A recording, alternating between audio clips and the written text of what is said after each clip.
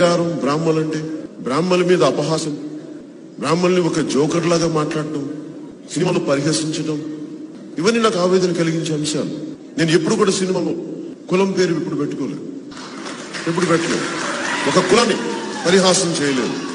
ఇది నా విలువ, ఇది నా కమిట్మెంట్ సమాజం కోసం. ఇంత గొప్ప వ్యక్తులు, ఇలాంటి కులాల్ని ఎవరికి తెలుసు? బ్రాహ్మణుల్లో ఎంత గొప్పవారు ఉన్నారు.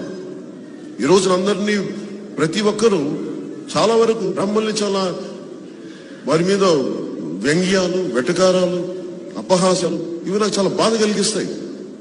ఒక సమాజంలో మనందరం ఉంటే ఇంకో కులాన్ని దూషించడమే, ఇంకో కులాన్ని ఎవరో చేసిన తప్పులకి, ఎప్పుడో వేల సంవత్సరాలు చేసిన ఎవరో చేసిన తప్పులకి.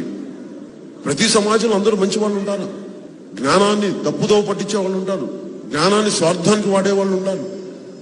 వాళ్ళెవరో చేసిన తప్పులకి, గతంలో మీ వాళ్ళందరూ తప్పులు చేశారు కాబట్టి ఈ రోజు మిమ్మల్ని శిక్ష విధిస్తామని చెప్పి అప్పుడెప్పుడు గతకాలం చేసిన వ్యక్తులు తప్పులకి ఈ రోజున కూర్చోబెట్టి బ్రాహ్మణ సమాజాన్ని అందరూ శిక్షించడం నాకు నిజంగా చాలా ఆవేదన కలిగించేది, చాలా బాధ కలిగింది. ఇది ఎక్కడో మారాలి, ఆ గౌరవం తిరిగి తేవాలి.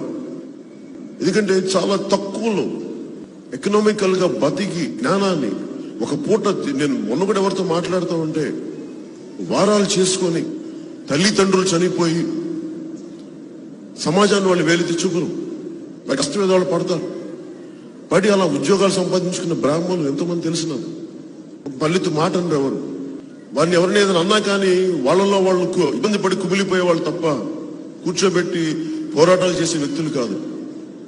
కానీ బ్రాహ్మణుల తాలూకు పోరాటం, బ్రాహ్మణుల తాలూకు పోరాటమే కనుక లేకుండా కానీ ఉండి ఉంటే ఈ రోజున భారతదేశానికి స్వాతంత్రం వచ్చి ఉండేది కాదు, బ్రాహ్మణులే కనుక లేకుండా.